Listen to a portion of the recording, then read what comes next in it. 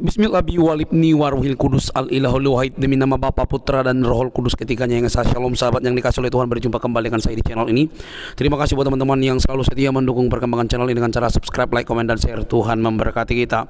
Jadilah cerdas dalam berkeyakinan, karena dengan kecerdasan dan kerinduan untuk mengenal keyakinan masing-masing dan mencari bukti-bukti tentang keyakinan kita, agama kita, membuat kita semakin bertumbuh di dalam keyakinan masing-masing. Sahabat yang dikasih oleh Tuhan, kita akan membantah dan juga memberikan pemaparan-pemaparan yang ilmiah yang disajikan oleh para apologetik Kristen pada hari ini, yang kiranya dapat mengedukasi para polemikus, para muslim dan juga para mualaf yang setiap hari kerjaannya mengganggu gugat Alkitab dan menuduh palsu dan lain sebagainya. Mereka ini seperti kehilangan arah karena mereka selalu membahas tentang Alkitab, membahas tentang kekristenan. Jarang sekali mereka membahas tentang kitab mereka, keyakinan mereka, dan mereka lebih sibuk membahas Alkitab. Nah, kalau hal ini ditunjukkan, apakah masih seperti itu? Ya, kemungkinan karena mereka tidak berani mungkin membahas lebih tajam tentang keyakinan mereka. Oke teman-teman, mari kita lihat, jangan skip.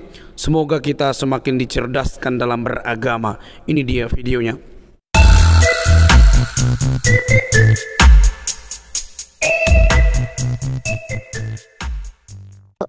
Ya, kalau sportif gini kan enak ya diskusinya. Itu kan abang tadi membahas, kalau aku nggak salah dengar, itu kan tentang Isa yang disuruh, yang disampaikan di situ narasinya kan. Nah, antara Isa dengan Yesus itu kan nggak mix, beda gitu loh. Nah, kita memang bahas pengikut Nabi Isa. Tadi kan pertanyaan host itu adalah di iya. Gitu. Kalau masalah, kalau konteksnya itu ke Isa kan nggak ada masalah. Sekarang yang dipermasalahkan itu kan ke Kristusnya.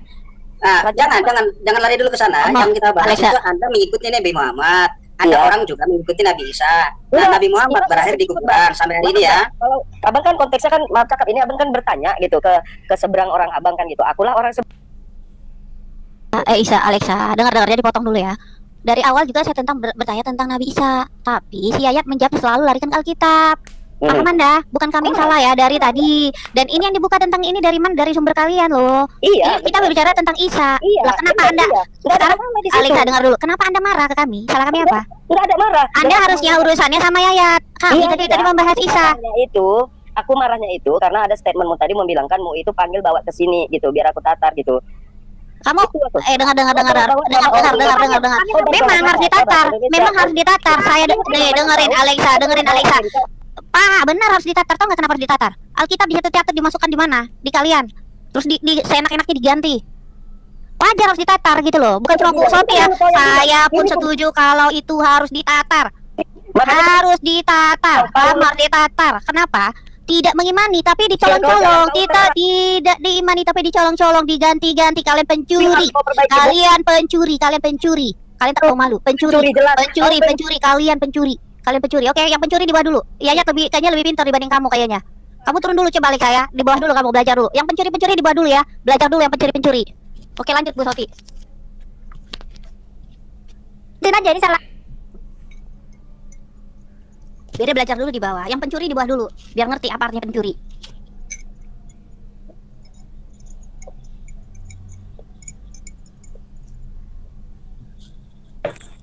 Ya, minum es enak banget itu. Departemen agama sembarangan. Iya, gua minum es nih. Iya, dia tidak mengakui dia mencuri.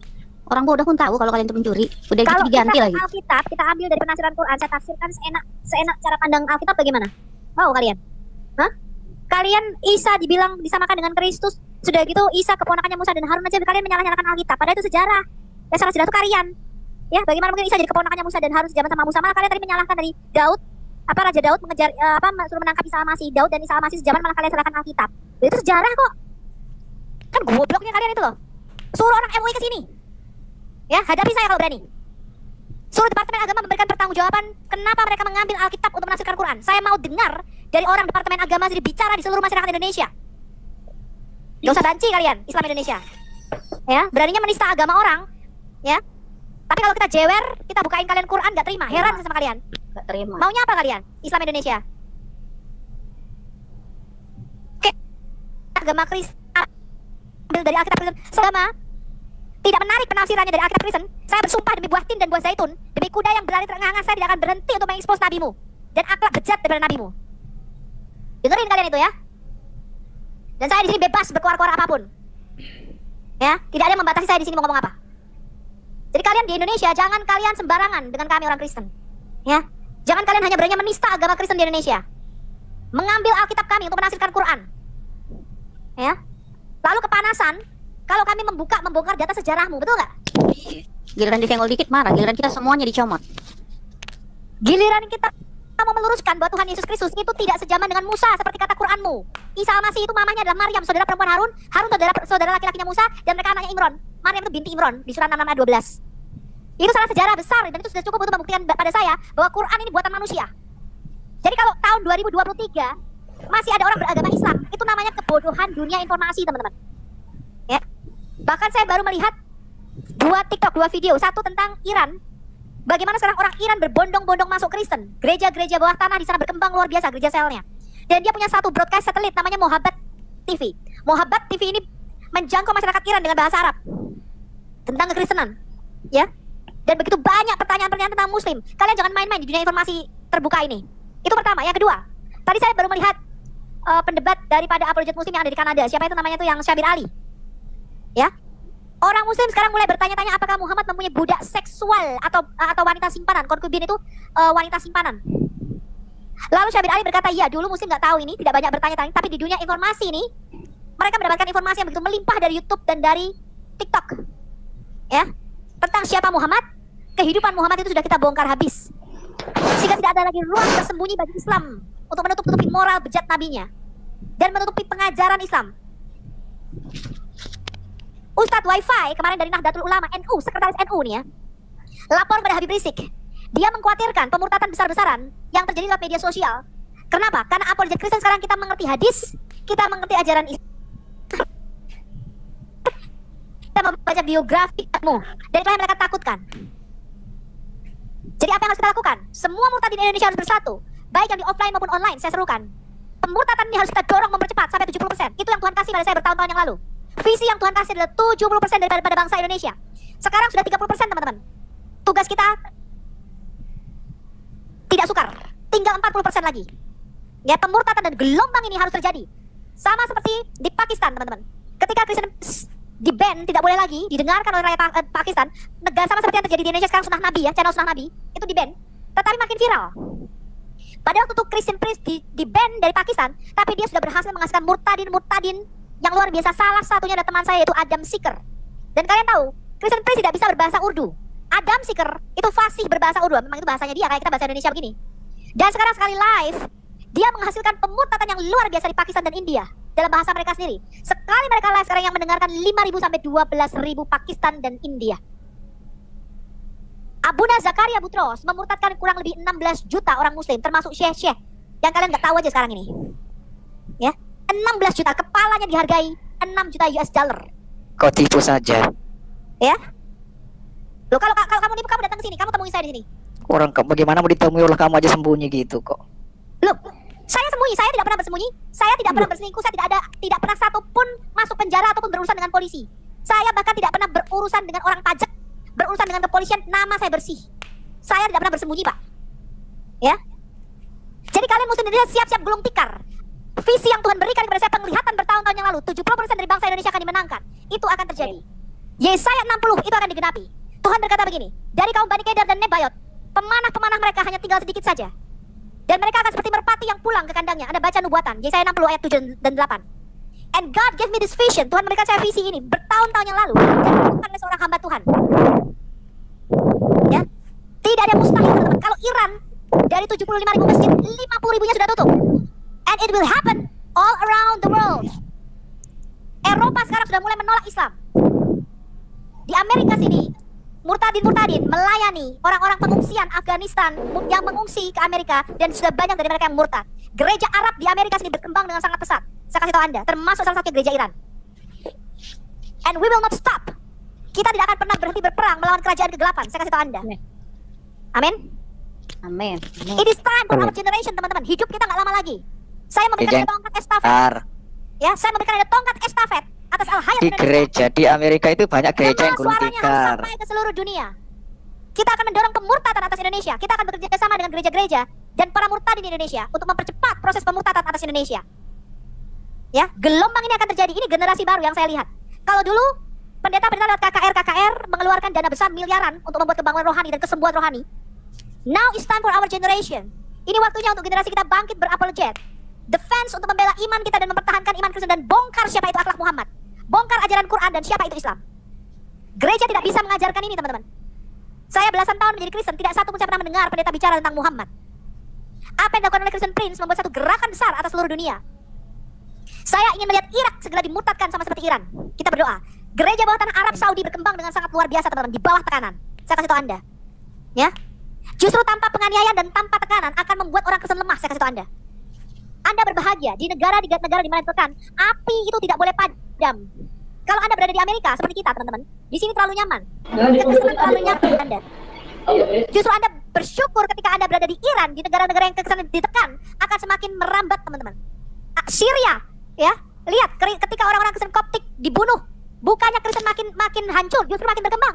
Tapi tempat di mana nyaman, ada kenyamanan dan comfortable, saya kasih tahu Anda, be careful, berhati-hati. Ya. Karena itu api itu harus terus dikobarkan, teman-teman. Makanya saya nggak saya membagi waktu saya antara membaca firman Tuhan, mengajar di Alkitab di gereja dengan di YouTube. Ya. Dan saya bersyukur gereja-gereja di Amerika respect me. Luar biasa sambutan mereka. Ya. Saya bersyukur ternyata penggemar Sofia sampai ke Amerika, teman-teman. Saya tahu ada banyak orang ingin ketemu dengan saya. Banyak orang pengen ketemu dengan saya. Banyak orang WA ke saya, Bu, Sofia tuh saya mimpi. But I'm very sorry, saya tidak mungkin bertemu dengan Anda semua. Kenapa? Karena saya tidak membangun kerajaan saya sendiri. Saya membangun kerajaan Tuhan. Makanya Anda tidak tahu nama saya, Anda tidak tahu muka saya. Ya. Saya tahu ada banyak fans saya termasuk di Amerika sini, teman-teman. Ya. Saludai nabimu. Ya, nabi pedofil cabul. Ya. Saya ludai MUI. Saludai. Saludai kalian semua ustadz-ustadz di Indonesia termasuk Menahem Ali. Kau di sini ngapain Sundel? Melacur. Ya. Agama pelacuran itu harus segera diberantas dari Indonesia, teman-teman. Agama kawin muta'ah itu harus segera diberantas. Ya, kalian lihat tuh di daerah puncak. Orang-orang muslim kawin muta'ah, kawin kontrak dengan pelacur. Enak dong, enak. Itulah yang Islam ajarkan.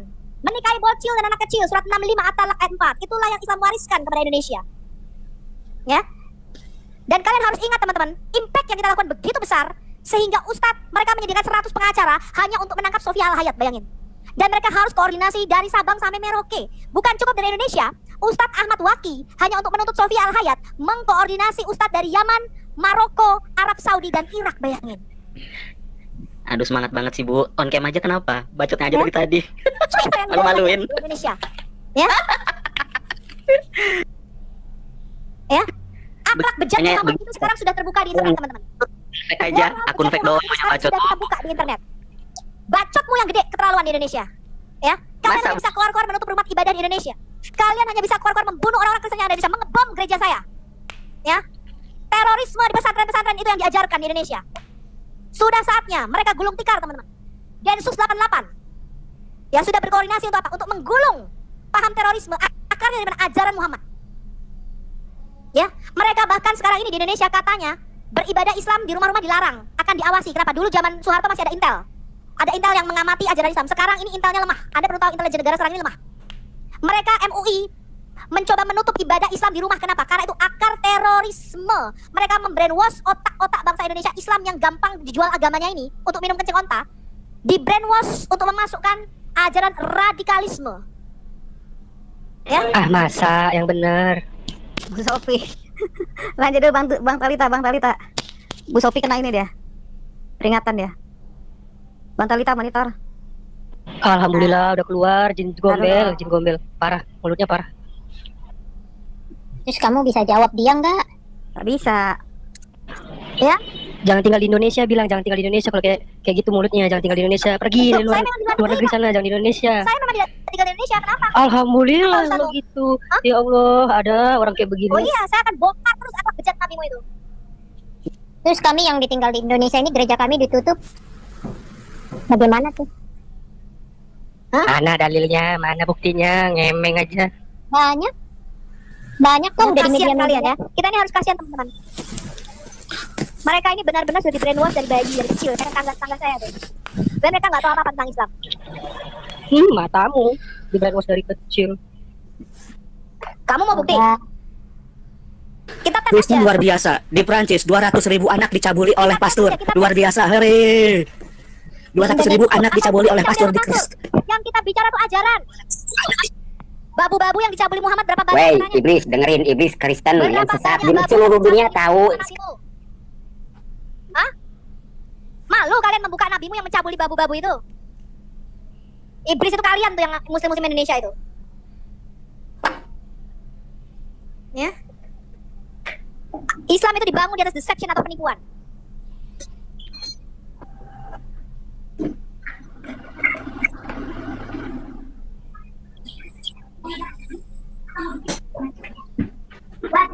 Yesaya 60 itu akan segera digenapi, teman-teman. Kita percaya hanya orang-orang yang hatinya seperti merpati lah yang akan pulang ke kandangnya. Mereka akan kembali kepada iman yang benar. Ya. Memang kasihan sekali, mereka ini di brainwash dari kecil ya. Teman-teman saya muslim, saudara saya muslim. Juga mereka jarang puasa, nggak tahu apa-apa, baca Arab juga nggak bisa, belepotan. Ya. Kalaupun bisa ngaji cuma ngapal doang. Ya saya tanya teman saya, kamu kalau baca Quran tuh, sekarang gitu loh, ketika saya ngerti artinya Quran, saya bilang, loh kok ini bisa nggak murtad ya? Aneh. Ternyata ketika saya kamu kalau baca Quran tuh kamu ngerti nggak sih artinya? Enggak. Lah kamu yang kamu baca apa? Ada terjemahnya? Enggak, dia baca bahasa Arabnya doang. Jadi kamu baca Quran itu kamu nggak ngerti artinya, saya bilang. Enggak. Ternyata 85% muslim Indonesia tuh nggak ngerti artinya. Jadi ketik dulu ya kalau tetangga saya sebelah rumah saya belajar ngaji, saya pikir itu mereka ngerti artinya, enggak, ternyata belajar membeo. Cuma bisa bahasa Arabnya tapi nggak ngerti artinya. Kalau saya dulu pikirnya gini teman-teman. Kalau saya dulu ngeles bahasa Inggris, saya belajar bahasa Inggris, saya tuh ngerti artinya gitu loh. Ketika diajarin lagu dalam bahasa Inggris, diajarin grammar, diajarin tenses, saya ngerti artinya. Karena kita suruh ngapalin vocabulary. Ya, ini meja, table, kursi, chair, apple, orange, itu diapalin, artinya ngerti itu. Saya pikir dulu begitu kalau orang-orang tuh belajar ngaji. Ternyata nggak ngerti artinya. Apalagi mereka kebiasaan ke masjid nggak pernah bawa Quran. Nah kalau kita bawa Alkitab, kita baca, kita pelajari. Saya lebih mendalam lagi, saya studi the Bible. Bukan cuma baca aja, saya mempelajari betul bahasa-bahasa yang ada di dalam Alkitab kita. Saya mempelajari manuskrip Alkitab kita. Saya mempelajari bagaimana Alkitab ini bisa sampai di tangan kita. Sama seperti ketika saya mempelajari Islam. Saya pelajari bagaimana ini Muhammad kok bisa jadi nabi. Ternyata nggak pernah diurapi. Padahal nabi itu haruslah seorang yang diurapi. Nabi itu harus terima firman dulu, baru penggenapan nubuatan kejadiannya. Muhammad enggak, kejadian dulu, baru ada ayat turun. Namanya asbabul nuzul. Lah ini aneh. Ketika dia terima, saya mempelajari bagaimana nih Muhammad kok bisa terima wahyu. Dia bisa dalam kondisi transitornya dia secara nggak sadar, matanya terbalik. Dia mulutnya mengeluarkan busa dan mengeluh seperti onta muda. Diselimuti sama sahabat-sahabatnya. Ini tanda-tanda epilepsi atau ayan. Waduh. Ya? Dan di dalam Alkitab tidak pernah ada nabi ketika bertemu dengan Tuhan mendapatkan wahyu mempunyai gejala-gejala epilepsi seperti Muhammad ini. Saya sendiri mendengar suara Tuhan dan tidak pernah saya jatuh sampai mulutnya berbusa, sampai matanya kebalik dalam kondisi trance. Itu kondisi kerasukan. Saya mempelajari bagaimana dia menerima wahyu pertamanya di dalam Gua Hiro. Dia dicekik, di Fagan atau ditekan dengan kuat pada leher, alias dicekik 3 kali. 4 kali malah dalam Sirah Nabawiyah Ibn Hisham volume 1, halaman 179. 4 kali dicekik dengan secarik kain, dibaca kain sutra yang ada tulisannya untuk membaca, dan Muhammad gak bisa baca katanya. Ini sudah tanda-tanda bahwa yang dia temui itu bukanlah malaikat, melainkan iblis. Karena saya ketemu 2 kali roh jahat, yang 1 kali pengen mencekik saya. Tapi kalau kita ketemu dengan Tuhan Yesus, gak ada istilah cekik-mencekik, betul gak, Faith? Apalagi malaikat. Kalian baca tuh. Iya, kalian baca di malaikat yang menampakkan diri. Ada nggak yang mencekik Nabi Samuel, mencekik Musa? Damai sejahtera ya kasihnya. Iya. Lalu saya melihat ketika dikatakan Quran ini turun, kitab wahyu dari langit ke-7 ke langit pertama. Ternyata pada zaman Muhammad sudah ada perbedaan bacaan antara para sahabat. Lalu mereka datang ke Muhammad, antara Hisham bin Hakim dan Umar bin Khattab. Ketika membaca surat Al-Furqan, ya surat 25. Lalu Muhammad berkata begini, oh kamu bacaannya benar, kamu juga benar, gak apa-apa. Jibril memang menurunkan Quran dalam 7 versi, 7 ahruf katanya. Loh, ketika saya membaca itu namanya Sabatu Ahruf. Loh ini jelas dobos bin ajaib ini. Jibril dikabarkan bolak-balik 7 kali dari langit pertama ke langit ke-7. Padahal di dalam Quran dikatakan 1 kali perjalanan membutuhkan waktu 50.000 tahun. Manusia, hitungan manusia loh. Ini sudah dobos ini. Artinya ini dia tidak tahu dimensi roh dengan dimensi fisik kita. Antara dimensi roh dengan dimensi fisik, saya kasih tahu Anda, itu tidak menggunakan hitungan tahunnya kita. Ya. Itu dobos. Lalu mereka percaya ini Jibril menurunkan Taurat pada Musa, Jibril menurunkan Taurat pada nabi-nabi kitab-kitab, termasuk pada Abraham dikasih kitab, menurunkan Injil kepada baby Isa ini. Saya lebih ketawa lagi ketika membaca surah Maryam ayat 30. Ada bayi berusia 40 hari belum punya gigi, masih nenen, masih netek, bawa kitab dari dalam kandungan. Surah Al-Maidah ayat 110. Ini si bayi Isa diajar menulis kitab hikmah Taurat dan Injil di dalam kandungan. Loh ini apa ini? Nanya. Ayat. Allahnya di mana? Waktu ngajar Nabi Isa masuk dalam kandungan juga kah? Lah itu pertanyaannya tuh bolpennya masuknya lewat mana Pak? Yo ngeri. Parah ini parah. Lebih heran lagi saya membaca. Isa ini ternyata dibunuh pada zaman Musa. Surah 4 ayat 153 sampai 157. Loh, kalau Isa ini disamakan dengan Yesus, lah orangnya belum lahir sudah mati, dibunuh. Oh, katanya dikejar-kejar sama si Daud. Iya, dikejar-kejar pula sama si Daud. Gimana dia? Isa yang mana? Jadi Musa, Daud, dan Isa itu ketemu Pak di dalam Quran. Masya Allah. Loh, katanya Zakaria juga ketemu, bagaimana tuh? Ketemu, Zakaria tuh ketemu sama bapaknya Musa dan Harun. Oh, pantas Daud baca Quran. Lebih parah lagi orang Samaria bisa ketemu sama Musa di dalam Quran surah Toha. Ayo. Repot, pantas Allah baca. Zakaria hidupnya kapan Bu Sofi? Zakaria hidupnya abad pertama, tahun-tahun sekitar tahun 1 sampai Yesus lahirnya kira-kira tahun 4 sebelum Masehi. Ya. Loh, kan ada dua tuh, Nabi Zakaria, satu kata mereka nabi. Enggak, Zakaria mereka salah pula ya, bukan nabi tapi imam. Zakaria itu imam besar, ayahnya Yahya. Jadi mereka berpikir bahwa ayahnya Yohanes Pembaptis, Yahya itu seorang nabi. Padahal bukan ya teman-teman ya, tapi keturunan imam besar. Makanya ini gobloknya setengah mati nih muslim. Oh. Atas Allah baca surat Toha dengan baca Yasin. 470. Saya baca kayak begini, Zakaria kok bisa gak murtad ini loh, karena mereka dibutakan dan mereka gak ngerti teman-teman. Masya Allah. Ini gimana ini? Siapa lagi dari Daud ya?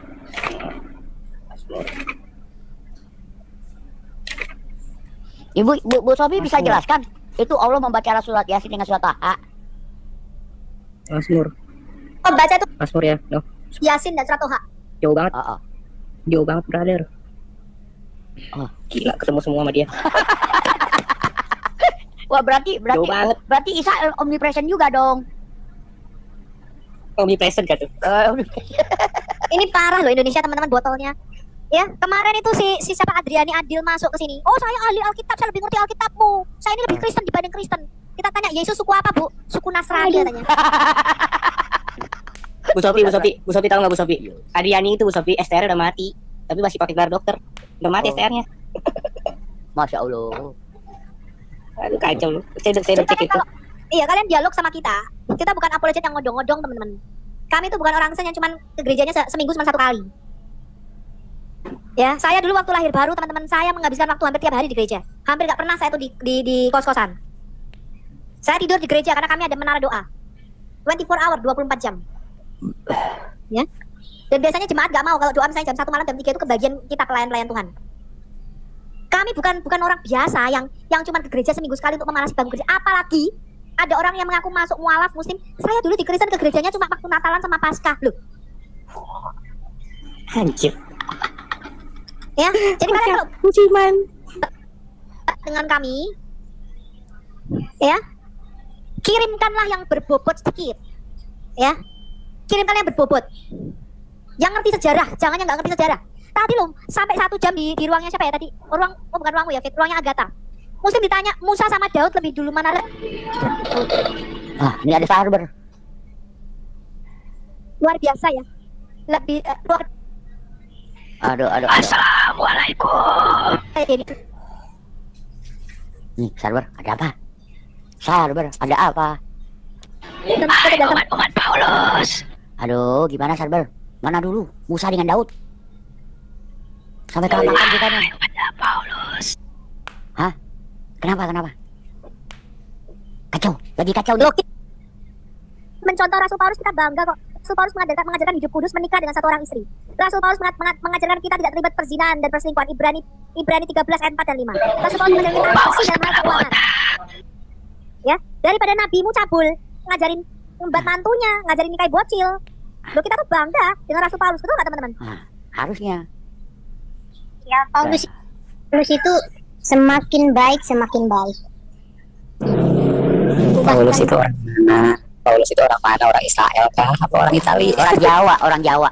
Gini aja, Ariel. Gini aja, Ariel. Tunjukkan satu ajaran Paulus yang Ariel. kalau ada ajaran Paulus yang mengajarkan tentang menikahi anak kecil, saya mau sekarang juga. Ya. Ini justru Paulus itu mengajarkan kalian cara menyembah manusia. Oke, sabar. Memang disembah. Kan saya minta tadi. Justru Yesus aja waktu lahir, Iya. baca dong Matius 2. Waktu lahir saja sudah disujud sembah oleh raja-raja, betul nggak? Nah. Aduh. Iya, makanya kalau ada ajaran Paulus menikahi anak kecil, saya mau beneran ya. Ya, tapi yang paling parah yang mengajarkan sujud menyembah kepada Adam pertama kali si Allahnya itu surah 2 ayat 34, betul nggak? Oh. Ada 4 ayat di dalam Quran. Allah ini mengajarkan bahkan bukan manusia, Apa itu? malaikat disuruh sujud menyembah kepada manusia lagi. Oh, Masya Allah. Katanya udah boleh. Nggak kafir tuh. Apakah itu nggak kafir apa enggak gini? Bersujud pada yang lain. Justru iblis yang tidak mau sujud kepada manusia, iblis yang mau sujudnya kepada Allah, malah Benar, dikafirkan sama si Allah. Benar iblis. Bukannya nggak boleh sembah manusia, kenapa disembah? Kata mereka itu kan begitu. Tanya dulu Ustadz ya, Pak Ustadz. Selamat sore Pak Ustadz. Pak Ustadz monitor. Yang benar yang mana nih? Boleh sembah manusia atau Pak tidak? Ustadz. Pak Ustadz. Sugiono itu Pak, Bu. Pak Ustadz Sugi. Dengar nggak Pak Ustadz? Sugiono. Hah? Pak Ustadz kan ini. Pak Ustadz. Ustadz-ustadzan itu. Dulu nih, Ustadz beneran apa Ustadz Ustadzan? Iya, mau kita panggil dulu Pak Ustadz. Itu Pak Ustadz Sugiono, Pak Ustadz Sugiono, Pak Bu, Ustadz. hati-hati. Pak Ustadz. Dan Bapak Ustadz yang sudah ini nih, yang sudah murtadin ini. Kafir. Pak Ustadz. Pak Ustadz. Bapak Ustadz beneran Udah apa? Bukan Yang- makan ibab. Udah makan ibab ini? Ustadz yang udah makan ibab apa yang belum? Ustadz yang dapat hidayah? Diem dari tadi. Ustadz ngomong Pak Ustadz. Udah ngikutin Dewi Bulan dia. Dewi Bulan makan babi, pokoknya asal mengucapkan Bismillah dan Al-Fatihah. Oh, ya kah? Ayo teman-teman, ayo. Tutorialnya begitu. Oh. Naikin aja si Arielnya. Ayo Ariel. Coba Ariel. Ariel kamu ini dulu. Apakah dengan membaca Bismillah dengan Al-Fatihah, babi langsung jadi halal? Ayo Ariel, jawab. Ayo Ariel, keluar Ariel. Apa? Tanya dulu. Ayo. Iya. Jawab dulu Ariel, jangan Yang Ariel. kemarin. Jawab dulu itu, jawab dulu Pak Bilal, jawab dulu. Itu satu pertanyaan ditanya, jawab dulu itu pertanyaan gampang, jawab dulu itu. Apa pertanyaannya Pak Bilal? Ulang lagi. Pertanyaannya, membaca Bismillah dan Al-Fatihah, apakah babi jadi halal, Bro? Gimana, Bro? Gimana tuh? Menurut Al-Quran ya, Bro? Halal Pak Bilal kalau ada. Masya Allah. Itu asumsi kalian. Halal Buktikan nggak? halal, buktikan ngebaca kalau membaca Bismillah dengan Al-Fatihah, babi itu jadi haram. Coba buktikan. Ya memang babi haram. Iya, dalilnya di mana? Kan sudah baca Bismillah dengan baca Oh. Al-Fatihah. Loh, itu buat makanan yang disembelih bukan pakai atas nama Allah. Oh, Itu haram. iya. Kalau disembelih ya pakai nama Allah ya halal. Ya bismillahirrahmanirrahim Halal, dengan tapi halal. dengan Makanya sembelih dulu dengan nama Allah biar halal. dengan dulu Halal. bismillahirrahmanirrahim.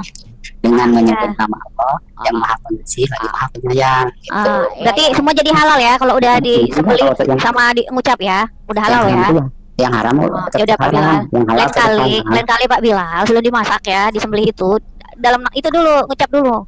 Jadi biar jadi halal ya. Bukan Berarti dengan halal nama ya. yang Maha Pengasih itu kan salah. Kenapa? Belah babu pakai Bismillah. Tuh. Gimana tuh? Itu baca Ini bismillah itu sunnah. Kalau dilakukan dapat pahala. Untuk membelah babu. Itu halal nggak itu? Kalau yang haram Aku tetap tanya. haram. Halal nggak? Kalau yang haram tetap haram, yang halal tetap halal meskipun babi haram. Kalau baca bismillah tetap lebih haram gitu. Di mana dalilnya? Mana boleh halal Mana makan dalilnya? babi. Buktikan lah, jangan keluar-keluar aja lah. Malu-maluin lah. Iya. Iya. Kalau dikasih dalil bagaimana nanti kalian tidak kerja. Gak ada dalilnya. Masalah makanan aja dia nggak paham loh makanan loh. Iya, karena makan itu harus mengucapkan basmalah dulu gitu. Dengan nama Allah bukan nama Yesus. Aku lihat kan, aku kemarin itu kan bikin video tuh. Ada di Pakistan jeruk makan jeruk. Kawinan mereka berdua itu pakai baca Al-Fatihah. Waduh, baru ya. Di ini loh di report orang-orang sih. Tapi aku mau tunjukin apakah itu Dengerin Mbak, kalian itu di gereja itu ya di gereja ini sama di Australia sekarang melegalkan LGBT loh, diberkati loh. Tapi itu bukan gereja yang benar loh. Pengakuan imannya beda loh. Ya. Pengakuan imannya beda. Iya kan, sananya itu di gereja bukan. Berarti itu gak Di benar. sananya di gereja bukan. Sama kayak gini. Pengakuan imannya beda loh. Kalau dulu itu di gereja bukan. Ajarannya bisa dirubah-rubah kayak gitu. Bro Adi itu membukain tafsir Miji. adalah Islam, iya kan? Misi 25 dari aku. Iya, ajaran kalian bisa dirubah-rubah. Itu teroris itu membunuh orang. Sama kayak gitu, teroris itu mengaku dia Islam, dia membunuh orang, benar nggak itu? Nah, bagi mereka benar. Kan halal bagi mereka, kalau murtad aja halal kok. Darah murtad aja halal. Benar enggak? Darah yang murtad aja halal buat mereka. Darah yang murtad. Kalau 26 gimana? Ini ajarannya ajaran 56. Buka dulu, Dik. Oke. Apanya yang halal itu Bunda? Hah? Darahnya murtad halal. Apanya yang halal? Darah yang Kalau murtad. kami orang Islam haram makan babi, makan anjing. Tapi kata si Ali tadi kalau itu disembelih dulu atas nama Allah katanya jadi halal. Gimana dah? Yang halal itu Halal, kambing, Bang. sapi, ayam. Gimana dalilnya? Mana dalilnya? Terus kalau bekas Oke, tunggu. bacain Di. Oke, kita fokus tema kita LGBT dulu. Tema kita LGBT dulu ya. Nih. Zain bin Haritsah tiba di Madinah sementara Rasulullah sedang berada di rumah. Zaid datang dan mengetuk pintu, lalu Rasulullah berdiri menghampirinya dalam keadaan tidak mengenakan baju. Sambil menarik kainnya. Demi Allah, aku tidak pernah melihat beliau tidak mengenakan baju sebelum dan sesudahnya. Lalu beliau mendekat Zaid dan menciumnya. Astagfirullah. Masya Allah. Aduh, kok yang itu disimpan sih? Itu di mana ayatnya, Di? Di mana ayatnya, Di? Ntar gue SSD. Tunggu dulu, catat. Tunggu aku catat. 2656. Sunan Tirmizi ya? Tirmizi kurang ajar. silakan aja itu serangan balik dari saya nanti. Ya. No. Tirmizi berapa? Ini Tirmizi berapa, bro? Kamu sekarang balik. ini oknum apa bukan? Oknum apa bukan? Orang kitab mulu. Tirmizi berapa, bro? Ini enggak, kita kasih ini dong. Kita dengarkan mereka dulu. Itu oknum apa bukan? Ayat loh. Mau kebantah. Berapa? Ayat kok dibantah. Tirmizi 2656. Catat nih, catat 56. Masya Allah. Ya, nambah-nambahin. Catat, nambah-nambahin koleksi. Ini dapat ilmu. Ini kok yang begini disimpan-simpan ya? Ibarat saya gurunya, kalian anak kecil yang saya diajarin, anak kecil yang bandel gitu, botol. Dapat ilmu. Iya. Aduh. Dapat ilmu. Iya, kalian kan bang haram jadi haram, bang haram jadi halal. Bangkai haram apa halal? Bangkai haram apa halal? Bangkai. Gini, pertanyaan gini. Kalau bangkai binatang haram. Kalau ikan binatang bukan? Bekas istri anak Kalau menantu itu halal nggak? ada kecualinya. Baik teman-teman yang dikasih oleh Tuhan, kira-kira apa respon teman-teman terhadap video yang barusan kita putar, yang sudah kita dengar dari awal hingga akhir, kiranya dapat mengedukasi, menambah wawasan kita di dalam beragama. Teman-teman, tidak perlu baperan, tidak perlu kepanasan, bahkan seperti anak kecil yang ketika ditunjukkan data-data Anda langsung merasa kehilangan segala-galanya. Yang perlu Anda lakukan adalah mencari literatur, mencari info, mencari buku-buku yang bisa Anda gunakan untuk membantah pernyataan-pernyataan atau argumentasi-argumentasi dari para apologetik Kristen yang membuat Anda kebingungan untuk memberikan jawab terhadap kekristenan, terhadap iman Anda yang dipertanyakan. Sahabat yang dikasih oleh Tuhan, ini menjadi cambukan yang sangat keras buat para polemikus, buat para ustadz yang setiap hari kerjaannya untuk membahas Alkitab. Sudah dikatakan di dalam Alkitab Anda, jangan melampaui batas agamamu. Ya, jangan tuh nanti dibalas Anda berkotek, Anda mengeong, Anda tidak bisa mempertanggungjawabkan apa yang Anda imani. Jadi kalau ini dibahas dengan tuntas, dibahas dengan begitu tajam, maka pekerjaan dan PR teman-teman para polemikus adalah membuktikan bahwa apa yang diargumentasi dan data-data yang dibuktikan itu benar-benar tidak benar gitu ya. Benar-benar tidak benar, karena hanya dengan itulah bisa menolong Anda, menolong keyakinan Anda supaya tetap berdiri kokoh. Karena kalau kita lihat, kita teliti, kita dengar bahwa para ustadz sekarang ini sudah lebih sibuk membahas tentang Alkitab dibandingkan keyakinannya. Bahkan mereka begitu pede bicara di dalam forum-forum ceramah mereka, para mualaf, para ustadz begitu pede membahas tentang Kristus, membahas tentang Yesus, membahas tentang yang berkaitan dengan kekristenan, tetapi mereka tidak menyentuh tentang Quran, hadis mereka. Ada apa? Mereka lebih sibuk mencari tahu mengekspos tentang Alkitab. Ya kalau saya sih santai-santai aja, bersyukur. Kami tidak bisa masuk ke masjid, tidak bisa masuk ke pengajian-pengajian, tidak bisa masuk ke pondok pesantren. Alkitab tetap masuk, firman Tuhan tetap masuk, dan itu dibawa oleh para polemikus, itu dibawa oleh para mualaf. Walaupun mereka menafsirkan secara keliru, secara serampangan, secara liar, tetapi saya masih meyakini bahwa kekeliruan-kekeliruan yang mereka buat akan membuat banyak umat muslim untuk mencari tahu dan menggoogling apa yang disampaikan oleh para polemikus ustadz tentang keyakinan kami. Akhirnya itulah yang membuat orang makin sadar, makin melek, makin melihat kebenaran yang pasti itu. Kalau ada yang lurus, pasti itulah yang mau dibengkokkan. Ya itu ya. Jadi teman-teman, seberusaha apapun untuk membongkokkan dengan cara liar, tafsiran lompat sana lompat sini, tafsiran tupai gitu ya, lompat sana lompat sini, maka tidak akan mungkin berhasil mengalahkan atau menjatuhkan keotentikan Alkitab dan kekristenan. Itu yang harus Anda pahami, oke? Jadi tidak perlu kepanasan. Kami diperintahkan oleh Tuhan kami untuk selalu memberikan pertanggungjawaban terhadap iman kami yang selalu disalahpahami. Dan kami juga rindu untuk memberikan bantahan-bantahan, bahkan sedikit cubitan lah, supaya Anda berbenah diri, supaya tidak terlalu sibuk membahas, menyalahpahami tentang keyakinan orang lain. Oke teman-teman, firman Tuhan katakan, akulah jalan kebenaran dan hidup. Kata Yesus, tidak ada satupun manusia yang olehnya diselamatkan kalau tidak melalui Kristus. Dia jalan menuju Allah yang esa. Siapa? Kristus, firman yang menjadi manusia. Itulah yang menyelamatkan kita karena kasih. Dia datang bukan hanya untuk orang Kristen, tapi untuk semua umat manusia yang ada di bawah kolong langit ini. Percayalah, maka engkau dan si isi rumahmu akan diselamatkan. Firman Tuhan katakan itu kepada orang-orang yang pada zaman itu, sekarang dan nanti. Daripada Anda sibuk menyalahpahami tentang kekristenan, daripada Anda sibuk menuduh-nuduh, daripada Anda sibuk mengais-ngais, lebih baik sibuk Anda untuk mempertanyakan mana kebenaran yang menyelamatkan hidup Anda tanpa ragu-ragu. Oke teman-teman, sampai di sini video saya. Tidak perlu kepanasan lah ya, dewasalah dalam berkeyakinan gitu ya. Oke, jangan lupa untuk mendukung dengan cara subscribe, like, komen, dan share. Sampai ketemu di video selanjutnya. Bye bye.